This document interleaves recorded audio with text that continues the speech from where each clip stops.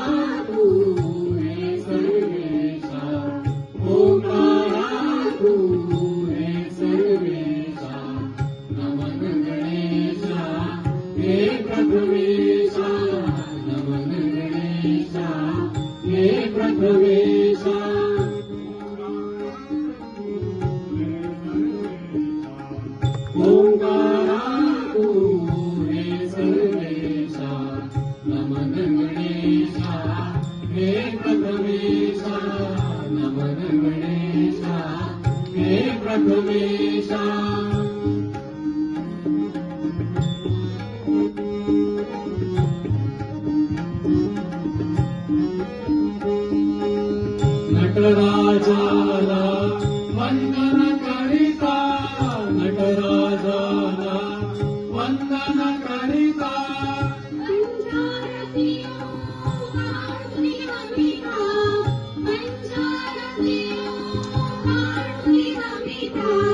सप्तसूरलय मन प्रेरिता, सप्तसूरलय मन प्रेरिता.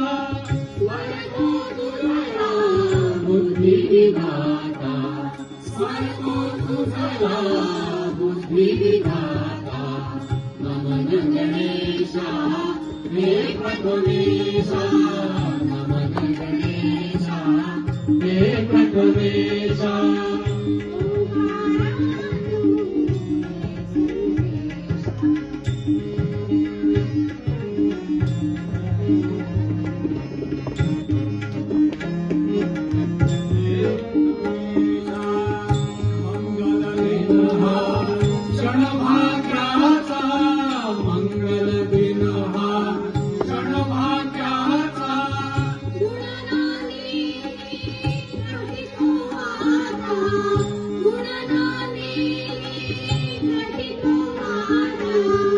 स्वरसुमनाने अखंड जपिता, स्वरसुमनाने अखंड जपिता, तू सुख करता, तू दुःख हरता, तू सुख करता, तू दुःख हरता, नमन गणेशा हे प्रथमेशा, नमन गणेशा हे प्रथमेशा, ओंकारा तू रे सर्वेशा, ओंकारा तू रे सर्वेशा, नमन गणेशा हे प्रथमेशा, नमन गणेशा, नमन गणेशा, नमन गणेशा हे प्रथमेशा.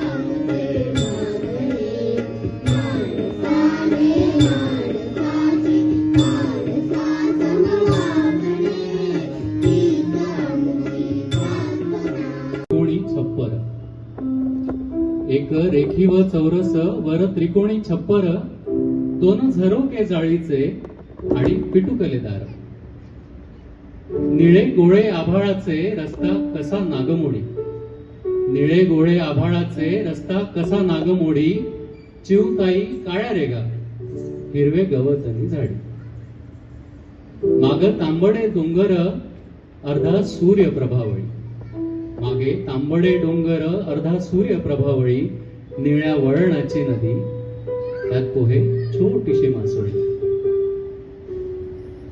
आता पुढे एक हसरे वर्तुळ 5 काड्यांचे शरीर, स्माइली फेस काढतो ना आपण, एक हसरे वर्तुळ 5 काड्यांचे शरीर, हाती पतंगाचे दोर, स्वप्न जाई नभापार,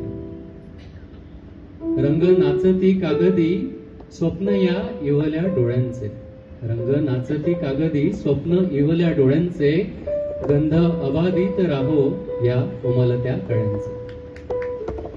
किती वेल्हाळ वेल्हाळ भाव विश्व हे अतरंगी. किती वेल्हाळ वेल्हाळ भाव विश्व हे अतरंगी. सॉरी टू से, पण मोठ्यांचे जगच तुझे, मोठ्यांचे जगच तुझे, मोठेपण ते विरंगी. अशी एक छोटीशी कविता आहे. आणि आता अशीच एक सुंदर कविता कमलेशजींच्या एक नातेवाईक आहेत, त्यांचं नाव आहे सौ अनन्या सप्रे. त्यांनी ही कविता एक जे गाणं आता मुलं सादर करणार आहेत ती त्यांनी लिहिलेली आहे. विशेष म्हणजे त्याचं कंपोजिशन कमलेशजींचं स्वतःचं आहे आणि तुम्हाला आवडेल असा आम्हाला ठाम विश्वास आहे. मुलांनी पण खूप छान मेहनत केली आहे, नक्की ऐका. आणि याच्यात विशेष म्हणजे आपल्याला पेटीवर साथ लावली आहे अद्विकाची. लहान मुलांचं गाणं म्हणजे सगळं काही लहान मुलांनीच केलं पाहिजे, त्याच्यामुळे अद्विका ताई आहे आपल्याकडे आता आणि सगळी लहान मुलं गाणं म्हणणार आहे. गाण्याचे बोल आहे शाळेच्या बाजूला आपट्याचं झाड. चला सुरू करूया.